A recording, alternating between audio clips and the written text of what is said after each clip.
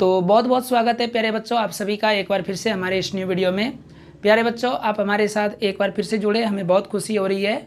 और आज हम क्लास 10 वाले बच्चों के लिए आपके सोशल साइंस का इतिहास सब्जेक्ट को लेकर के आए हैं प्यारे बच्चों, जो कि है आपका पहला चैप्टर यूरोप में राष्ट्रवाद। प्यारे बच्चों, इस चैप्टर में हम लोग इस के जो भी आपके वीवीआई सब्जेक्टिव क्वेश्चन है उसको हम देखेंगे और उसको समझेंगे।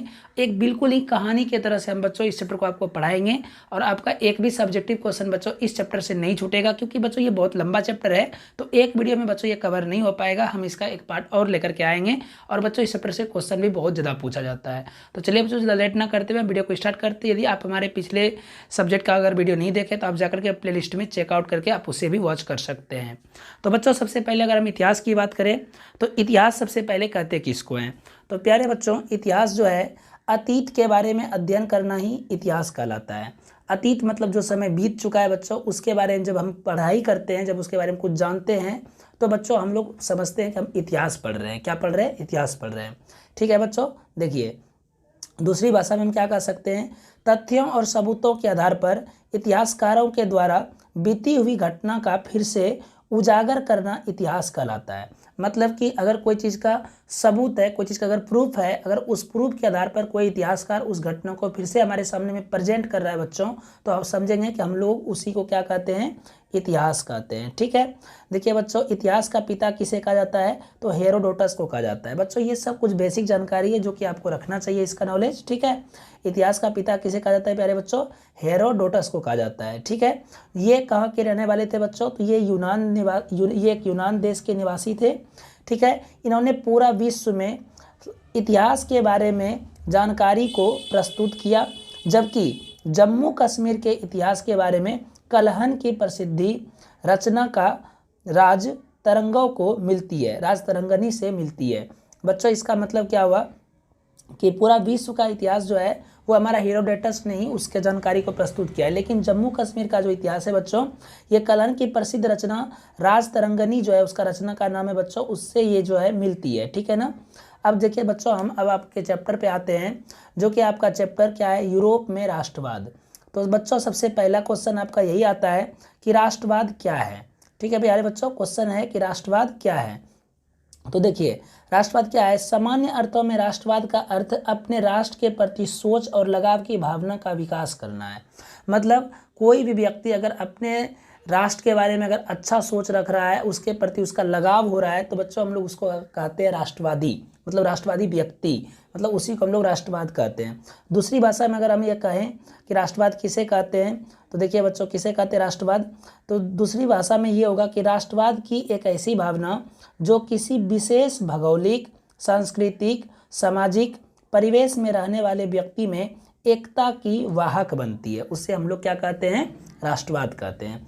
ठीक है प्यारे बच्चों, अब देखिए अगला क्वेश्चन है कि 1830 ईस्वी की जुलाई क्रांति का फ्रांस पर क्या प्रभाव पड़ा? बच्चों ये क्वेश्चन वीवीआई है, और हम आपको एक चीज़ पहले बता देते हैं कि बच्चों आपको हम यहाँ पे बहुत ही ज़्यादा क्वेश्चन तर जो भी बच्चों बताएंगे वो आपका वीवीआई क्वेश्चन ही रहेगा। ठीक है, तो बच्चों क्वेश्चन क्या है कि 1830 ईस्वी जुलाई क्रांति का फ्रांस पर क्या प्रभाव पड़ा? तो देखिए बच्चों इसको कैसे याद रखेंगे? देखिए 1830 ईस्वी की जुलाई क्रांति के परिणाम स्वरूप क्या हुआ? फ्रांस में निरंकुश राजशाही का स्थान संवैधानिक गणतंत्र ने ले लिया। ठीक है, क्या ले लिया बच्चों? तो इसका जो 1830 में जो क्रांति जो हुई थी वहाँ पे, इससे ये हुआ कि फ्रांस में निरंकुश राजशाही का स्थान कौन ले लिया बच्चों? संवैधानिक गणतंत्र ने ले लिया। इस क्रांति ने फ्रांसीसी क्रांति के सिद्धांतों को पुनर्जीवित किया और फ्रांस के उदारवादी मध्य वर्ग का राजनीतिक महत्व बढ़ गया। तो बच्चों यही था इसका प्रभाव। ठीक है, 1830 ईस्वी के क्रांति का, जुलाई क्रांति का फ्रांस पर यही प्रभाव पड़ा था कि वहाँ जो है बच्चों जब ये क्रांति हुआ तो वहाँ का निरंकुश जो राजा जो थे उसका स्थान किसने ले लिया? तो संवैधानिक गणतंत्र ने ले लिया। किसने लिया बच्चों? संवैधानिक गणतंत्र ने ले लिया।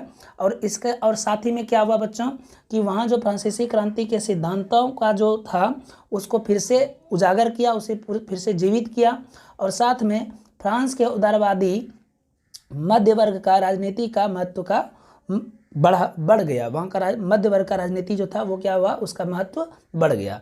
ठीक है बच्चों, अगला क्वेश्चन पे आता है। अगला क्वेश्चन है कि 1848 ईस्वी के फ्रांसीसी क्रांति का आखिर कारण क्या था। तो देखिए बच्चों, 1830 ईस्वी के क्रांति जब हुई तो उसके बाद क्या हुआ कि लुई फिलिप जो था वो फ्रांस का राजा बन गया। ठीक है, उसने अपने विरोधियों को खुश करने के लिए क्या किया, तो स्वर्णिम मध्यवर्गीय नीति का अवलंबन किया। ठीक है, किसका किया, स्वर्णिम मध्यवर्गीय नीति का अवलंबन। बच्चों यहाँ से आपको ऑब्जेक्टिव क्वेश्चन देगा कि ये जो है आपका लुई फिलिप जो था अपने विरोधियों को खुश करने के लिए किस नीति का अवलंबन किया था, तो स्वर्णिम मध्यवर्गीय नीति का अवलंबन किया था। ठीक है, और साथ में 1840 ईस्वी में गीजो को प्रधानमंत्री नियुक्त कर दिया। फ्रांस का जो था बच्चों प्रधानमंत्री किसको नियुक्त कर दिया 1840 में, गीजो को प्रधानमंत्री नियुक्त कर दिया। ठीक है, और ये गीजो जो था बच्चों ये क्या था, एक कट्टरवादी जो था और प्रतिक्रियावादी, घोर प्रतिक्रियावादी राजा था। ठीक है, वह किसी भी तरह के वैधानिक, सामाजिक और आर्थिक सुधारों के विरुद्ध था। मतलब वो जो मतलब कि क्या हुआ, लुई फिलिप ने जब इसको प्रधानमंत्री नियुक्त किया गीजो को, तो गीजो जो था ये काफ़ी ज़्यादा कट्टरवादी था।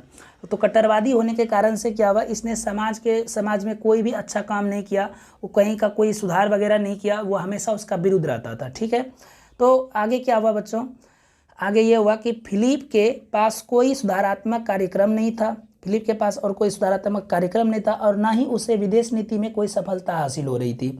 उसके शासनकाल में देश में भूखमरी एवं बेरोजगारी व्याप्त हो गई। लाजमी सी बात है बच्चों, जब प्रधानमंत्री ऐसा होगा तो बेरोजगारी और भूखमरी का तो समस्या आएगी। अगला बात हो गया क्या, फिर आगे और एक समस्या क्या हुआ कि सुधारवादियों ने 22 फरवरी 1848 ईस्वी को पेरिस में थियर्स के नेतृत्व में एक विशाल भोज का आयोजन किया। राजा ने इस पर रोक लगा दी, अतः पेरिस में विरोध प्रदर्शन हुए। मतलब क्या हुआ कि 22 फरवरी 1848 ईस्वी को पेरिस में जो था थियर्स के नेतृत्व में एक भोज का आयोजन किया गया। ठीक है, लेकिन उस पर क्या हुआ कि गीजो जो था वहाँ का प्रधानमंत्री, उसने क्या कर दिया बच्चों, वहाँ पर रोक लगा दिया। तो वहाँ के लोग जो थे उसे विरोध में प्रदर्शन में उतर आए और जुलूस निकल गए। ठीक है, इस पर पुलिस ने गोली चला दी, जिनमें से जो थे आम लोग मारे गए। अतः दमनकारी नीति अपनाए जाने के कारण 1848 ईस्वी में क्रांति का आरंभ हो गया। तो बच्चों ये था वहाँ का 1848 ईस्वी का क्रांति का कारण। ठीक है, आगे क्वेश्चन है बच्चों कि 1830 से 1848 ईस्वी के क्रांतियों की सामान्य विशेषताएं क्या थी। तो देखिए बच्चों, सामान्य, इसका जब भी आप उत्तर लिखेंगे ना तो सबसे पहले आप ये लिखेंगे कि 1830 से 1848 ईस्वी में सामान्य विशेषता क्या था। मतलब 1830 में जो व्यवस्था चल रही थी वही 1848 में ऐसी क्या क्या थी कि दोनों में मिल रहा था। ठीक है, तो इसका देखिए सबसे पहला क्या मिल रहा था, सभी क्रांतिकारी प्रतिक्रियावादी और निरंकुश शासन की समाप्ति चाहते थे। 1830 में भी यही चाहते थे कि जो भी हमारा राजा बने वो निरंकुश ना रहे। ठीक है, वो निरंकुश ना रहे और साथ में कोई भी मतलब घोर प्रतिक्रियावादी हमारा शासन हमको करने वाला नहीं चाहिए। ठीक है, अगला क्या चाहता था, अगला ये चाहता था बच्चों, अगला चाहते थे कि वे उदारवाद और राष्ट्रवाद के समर्थक थे। देखिए 1830 में भी उदारवाद एवं राष्ट्रवाद के समर्थक थे और 1848 में भी यही चीज़ था। फिर बोला वे वैधानिक शासन की मांग कर रहे थे। दोनों क्रांतियों की एक मुख्य विशेषता यह भी थी कि स्वतंत्रता और नागरिक अधिकारों की सुरक्षा मुख्य मुद्दा था।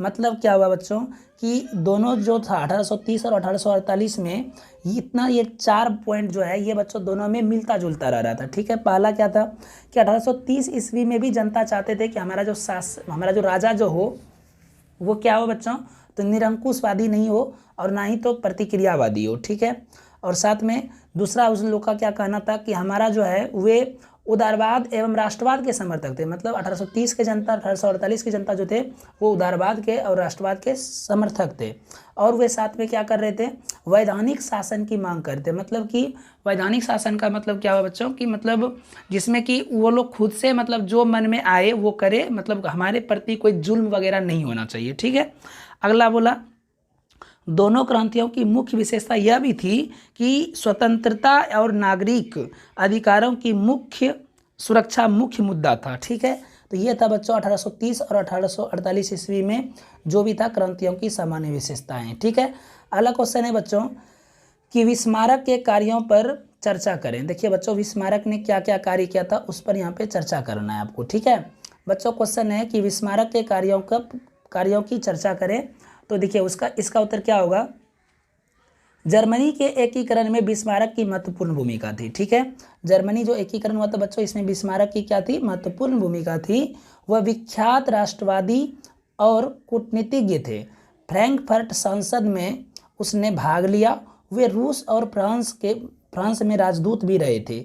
ठीक है, वे रूस और फ्रांस में क्या रहे थे बच्चों, राजदूत भी रहे थे। और फ्रैंकफर्ट संसद में उसने क्या किया था, भाग लिया था। ठीक है, और ये राष्ट्रवादी और कूटनीतिज्ञ थे। ये बहुत जबरदस्त पॉइंट है। ठीक है बच्चों, बिस्मारक क्या थे, तो काफ़ी ही विख्यात राष्ट्रवादी और कूटनीतिज्ञ थे। ठीक है, इन्होंने फ्रैंकफर्ट संसद में क्या किया था, भाग लिया था। ठीक है ना, आगे देखिए फिर क्या हुआ। 1862 में वह प्रसा का चांसलर बना। 1862 में वो क्या बने बच्चों, प्रसा का चांसलर बना। सबसे पहले बिस्मारक ने प्रसा के आर्थिक और सैनिक शक्ति की सुधार किया। ठीक है बच्चों, सुदृढ़ किया, मतलब कि वहाँ पे सुनिश्चित किया उसका जो वो जब भी वहाँ जैसे वो चांसलर बना तो सबसे पहले क्या किया, प्रसा की आर्थिक भी मजबूत कर दिया और वहाँ की सैनिक शक्ति को भी मजबूत कर दिया। उसके बाद डेनमार्क 1864, ऑस्ट्रिया 1866 सोडवा का युद्ध तथा फ्रांस 1870 सिडनी का युद्ध को पराजित कर जर्मनी का एकीकरण कर दिया। तो बच्चों ये था बिस्मारक का, जो कि जर्मनी के एकीकरण में उसने अपना योगदान दिया था। ठीक है बच्चों, अगला क्वेश्चन है कि रक्त एवं लौ की नीति क्या थी। बच्चों ये बहुत ही ज़्यादा वीवीआई क्वेश्चन है, ये कई बार एग्जाम में आया है आपका। ठीक है, इस चीज़ को याद रखिएगा, रक्त एवं लौ की नीति। तो बच्चों देखिए, रक्त एवं लौ की नीति का प्रतिपादन बिस्मारक ने किया था। इसका स्टार्टिंग किसने किया था बच्चों, बिस्मारक ने किया था। इस नीति के अनुसार क्या था, तो सैन्य शक्ति की सहायता से पूरे जर्मन प्रदेश का एकीकरण करना था। ठीक है, पूरे जर्मन प्रदेश का क्या करना था, एकीकरण करना था। किसकी सहायता से, तो सैन्य शक्ति की सहायता से। ठीक है, इसका प्रतिपादन किसने किया था, बिस्मारक ने किया था। ठीक है प्यारे बच्चों, अगले क्वेश्चन पे आते हैं। बोला कि मेटरनिख कौन था, यूरोपीय इतिहासों में वे क्यों विख्यात थे। तो देखिए बच्चों, मेटरनिख कौन था, यूरोप के इतिहास में वे विख्यात क्यों हैं। ठीक है, तो देखिए मेटरनिख ऑस्ट्रिया का चांसलर था। मेटरनिख कौन थे, ऑस्ट्रिया के चांसलर थे। बच्चों हम आपको यहाँ पे जितने भी सब्जेक्टिव बता रहे हैं ये कई सारा इसमें ऑब्जेक्टिव भी आपसे पूछा जाएगा, इसलिए आप ध्यानपूर्वक इसे समझिए। और बच्चों आपको इस बार बिहार बोर्ड के एग्जाम में बहुत ही बेहतरीन परसेंटेज लाना है। हम आपके लिए बच्चों बहुत मेहनत कर रहे हैं, तो आपका भी फर्ज बनता है बच्चों, जब भी आप मेरा वीडियो देखें तो एक कॉपी एक कलम ले करके बैठिए और ये सारे पॉइंट को बच्चों आप नोट करते हुए जाइए। ठीक है, बाकी बात बच्चों हम आपके साथ हैं। आपका हर एक समस्या वो मेरा समस्या रहेगा बच्चों। हम आपके साथ में जहाँ तक हो सकेगा बच्चों वहाँ तक मेहनत मिलकर करेंगे। ठीक है, तो देखिए बच्चों, तो मेटरनिख कौन था, तो मेटरनिख ऑस्ट्रिया का चांसलर था। ठीक है, वह घोर प्रतिक्रियावादी, क्रांति का संदेश का कट्टर विरोधी एवं पुरातन व्यवस्था बनाए रखने का समर्थक था। ठीक है बच्चों, मतलब क्या हुआ मेटरनिख, अब आपको इससे समझ में आ रहा होगा। घोर प्रतिक्रियावादी मतलब क्या हो रहा है, मतलब कि बहुत ही कठोर राजा। ठीक है, बहुत ही कठोर राजा। और क्रांति क्या संदेशों का कट्टरवादी विरोधी, मतलब कट्टर का विरोधी था। ठीक है, मतलब जो भी शांति चाहता था उसका विरोध करता था। ठीक है ना, और साथ में पुरातन व्यवस्था बनाए रखने का समर्थक था। ठीक है, मतलब जो भी व्यवस्था पहले से बना हुआ है हम उसी को सपोर्ट करेंगे, वही व्यवस्था बना हुआ रहेगा। कोई नया कानून यहाँ पे बनने की ज़रूरत नहीं है। उसने जिस प्रकार की व्यवस्था, देखिए ध्यान से समझिए बच्चों क्या कहा, उसने जिस प्रकार की व्यवस्था यूरोप में स्थापित की उसे मेटरनिख व्यवस्था कहा जाता है। यूरोप में उसने जिस प्रकार की व्यवस्था को स्थापित किया उसे क्या कहा जाता है, उसे कहा जाता है मेटरनिख व्यवस्था। अपनी इस व्यवस्था के कारण वह यूरोप के इतिहास में विख्यात हो गए। अब बात यह आती कि उसने व्यवस्था क्या क्या किया था बच्चों, उसका अभी आगे क्वेश्चन आपको मिलेगा। ठीक है, आगे बढ़ते हैं। आगे क्वेश्चन है बच्चों मेटरनिख युग क्या है। तो देखिए बच्चों वही क्वेश्चन है, मेटरनिख युग, युग मतलब होता है समय, मेटरनिख काल कैसे, ये भी क्वेश्चन दे सकता है कि मेटरनिख काल से आप क्या समझते हैं या मेटरनिख युग से क्या समझते हैं। तो दोनों का आंसर सेम दिखना है बच्चों आपको। देखिए क्या होगा कि मेटरनिख ऑस्ट्रिया का चांसलर था, नो डाउट। वियना कांग्रेस सम्मेलन के द्वारा यूरोप के नेपोलियन युग का अंत हुआ और मेटरनिख युग की शुरुआत हुआ। मतलब वियना कांग्रेस के द्वारा जो हुआ ये यूरोप में नेपोलियन का युग खत्म हो गया और वहाँ से मेटरनिख का युग शुरू हो गया। मेटरनिख घोर प्रतिक्रियावादी था तथा राष्ट्रवाद एवं गणतंत्र का विरोधी था। 1848 ईस्वी के द्वारा मेटरनिख युग की समाप्ति हो गई। मतलब कि अगर हम ये कहें कि बच्चों कि ये जो है मेटरनिख युग कब से कब तक चला था, तो देखिए नेपोलियन का कब खत्म हुआ, 1830 से लेकर के 1848 ईस्वी के समय को हम लोग मेटरनिख युग कहते हैं। ठीक है, 1830 से 1848 ईस्वी के काल को क्या कहेंगे, मेटरनिक युग कहेंगे। तो बच्चों मेटरनिक युग जो है इसमें क्या हुआ कि इस युग का शुरुआत हुआ 1830 में, कब, जब नेपोलियन युग अंत हुआ। ठीक है, नेपोलियन युग का क्या हुआ बच्चों, अंत हुआ, और जब उसका युग अंत हुआ तो इसका युग क्या हुआ, शुरू हुआ। और जब इसका युग शुरू हुआ तो ये काफ़ी घोर प्रतिक्रियावादी राजा था, गणतंत्र का विरोधी था, और 1848 ईस्वी में मेटरनिक का युग भी समाप्त हो गया। कहा जाता है ना बच्चों, जो एक दिन आया है उसे जाना भी पड़ता है। तो 1848 ईस्वी में जब इसका युग समाप्त हुआ तो हम लोग इसी को जानते हैं मेटरनिक युग के नाम से। ठीक है, अगला क्वेश्चन है बच्चों, जर्मन राइन, सॉरी बच्चों यहाँ पे एक गलती हो गया। ठीक है, हाँ ठीक है बच्चों, जर्मन राइन महासंघ की स्थापना किसने किया। तो बच्चों याद रखिएगा, जर्मन राइन महासंघ की स्थापना नेपोलियन ने किया था। किसने किया था, नेपोलियन ने किया था। ठीक है, अगला क्वेश्चन है बच्चों कि जर्मनी का एकीकरण के पहले आर्थिक एकीकरण कैसे हुआ। तो देखिए बच्चों, जर्मनी का राजनीतिक एकीकरण से पहले आर्थिक एकीकरण कैसे हुआ, इसका उत्तर देखिए क्या होगा बच्चों। इसका उत्तर है कि 1815 से 1848 ईस्वी के बीच जर्मनी में औद्योगिकीकरण की पृष्ठभूमि तैयार हो गई। कोयला, खनिज उद्योग का विकास हुआ, रेल लाइन का प्रसार हुआ। 1834 में प्रसा का पहल पर क्या है बच्चों, जोल्वेराइन शुल्क संघ की स्थापना हुई।